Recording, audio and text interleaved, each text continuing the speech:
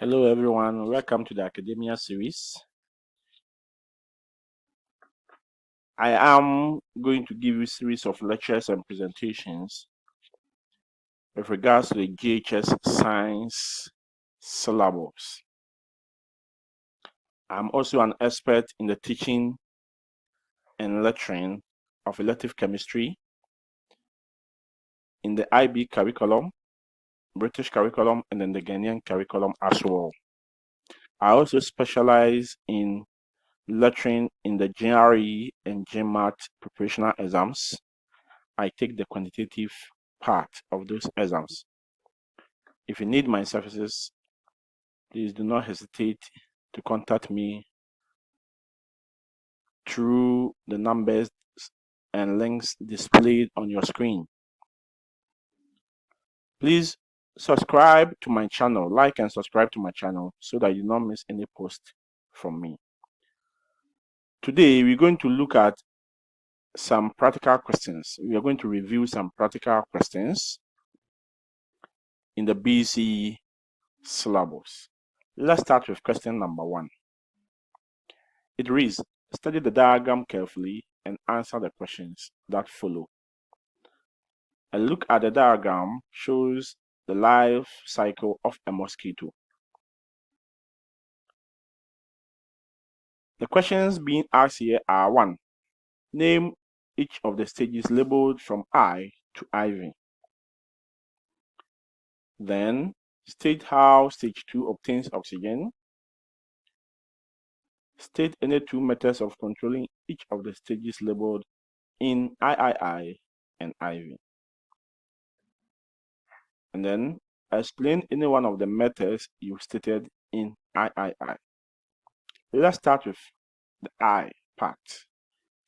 Name each of the stages labeled I to IV. Let's take a critical look at the diagram once again. So here we are in the diagram. So let's start with the labeling. I is the egg. II is the larvae. III is the pupa. And IV is the adult mosquito. Let's go to II. State how stage 2 obtains oxygen. The expected answer here is it lives in water, comes to the surface to breathe. And here it breathes through its tubes. The tubes can also be called the siphon. Let's look at this video to illustrate our point. This is a mosquito which has laid its eggs, and the eggs sink to the bottom of the water body. After some days, it hatches. Each of the egg will hatch into a larvae. So let's take a critical look at them. There they come. So that's the larvae being taken or coming out of the eggs. Now you see that they live in the water, so you see them wriggling themselves in the water, but they move to the surface to breathe. And the tubes are at the posterior end of their body. Posterior means the down part. So you see that their hairs are in the water, and then where they have their tubes or the siphon, they face that under the water to breathe. Okay, so there you are breathing. Later on, they develop into the pupa, still breathing through their tubes. I think my point is well made here, and you have understood everything said. Let us continue. Then III, state 2 methods of controlling each of the stages. Let me remind you that here you have been asked to state only methods. Students sometimes make mistakes and start writing about what they will do, pouring kerosene on the surface of water, using insecticides to kill the mosquito, and then so on and so forth. Please, those are not the answers required here. You are being asked just to state the methods. All those activities have been grouped under methods. And the methods are environmental method, biological, and chemical methods. So these are the methods that you are expected to write. Then Ivan says that explain any one of the methods that you have stated in III. So let's say you have stated environmental method in your answer in III. So first of all, you are expected to explain what the environmental method is. That is anything done to control the population of the mosquito in and around our environment. So first talk about the environmental method, and then you then go ahead to give specific activities on the environmental method. And these are: you distill drainage system, you empty and change water tanks, and proper disposal of refuse. And then you can also bring in weeding and trimming of plants. Weeds provide medium for mosquito to breed. So we have, if you weed or trim the plants, it's one way of controlling. Sometimes to gutters, because of the dirt in it, we are not able to drain the water in it. Also, the water then becomes stagnant, providing medium for mosquito to breed. Sometimes empty containers, containers on the ground. When it rains and water collects in them, mosquito can use that as a breeding site. So we have to empty and change all tanks. Sometimes if the water in the tank has been in it for a long time, the water there do not flow, so it becomes stagnant and mosquito can use it. If you want to talk about the chemical method, first describe what it is, the use of chemicals to control the breeding of mosquitoes. Then you go ahead to give 2 or 3 examples to support that. Insecticide sprays, the use of mosquito nets, spray the environment around your houses, the vegetation there. You can also spray to kill every mosquito there. And then you can also then say that you pour kerosene on water surface, because kerosene doesn't allow air to pass through all those stages of mosquito which are breeding through the water, because we have poured kerosene on it, and kerosene doesn't allow air to pass through. They'll all be killed. If you want to talk also about the biological method, first of all, talk about what it is, explain it. It involves using natural enemies, using a biological means to control the mosquitoes. So let's look at, after talking about them, then you give some few examples to support your answer. And we have tilapia, the gambusia fish, and then we have birds, bats, and dragonfly. Tilapia and gambusia fish, they feed on the larvae or the pupa. But the bat, bears, and dragon, they feed on the mosquitoes themselves. Let's go to question number 2. And here we have been presented with a diagram of a thermos flask. So that's the complete diagram. We have the outer casing, the cover here, and then the outer casing. And then we have the real thermos here inside, being supported on some insulated corks here and then there. Let's look at the question being asked here. And here you are with the questions. Here we are with the questions. Let us quickly take them one after the other. Question 1 says, but before that, let's look at the real picture of a thermos flask. So that's the complete picture of a thermos flask. A complete picture of a thermos flask.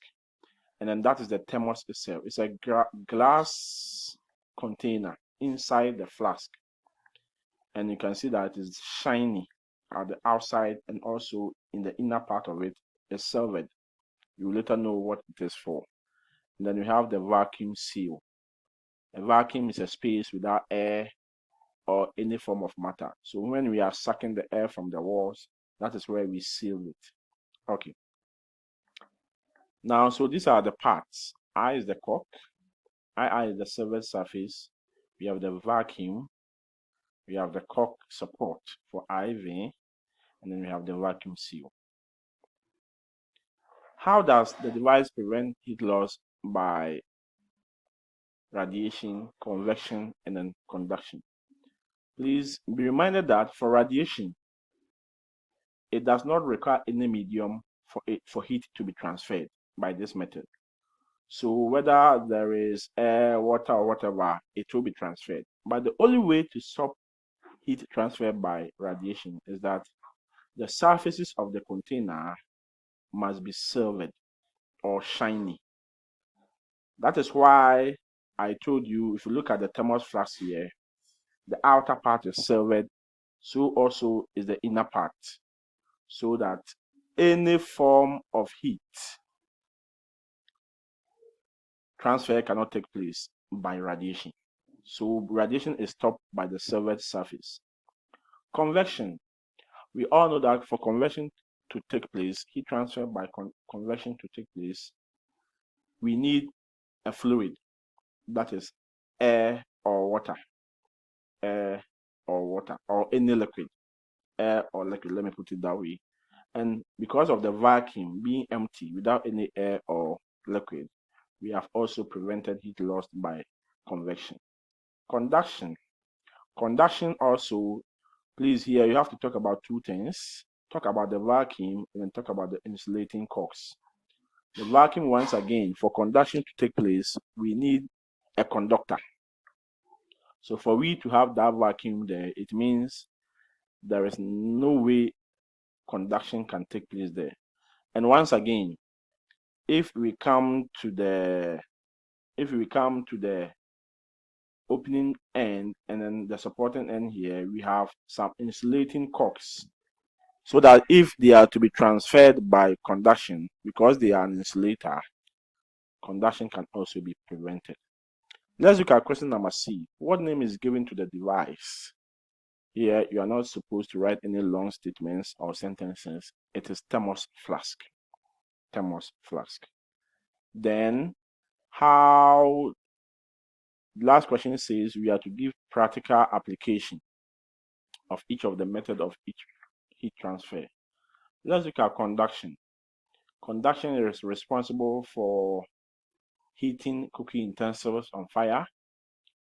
The expanding or the expansion that we hear on roofing sheets during a hot day is also caused by conduction.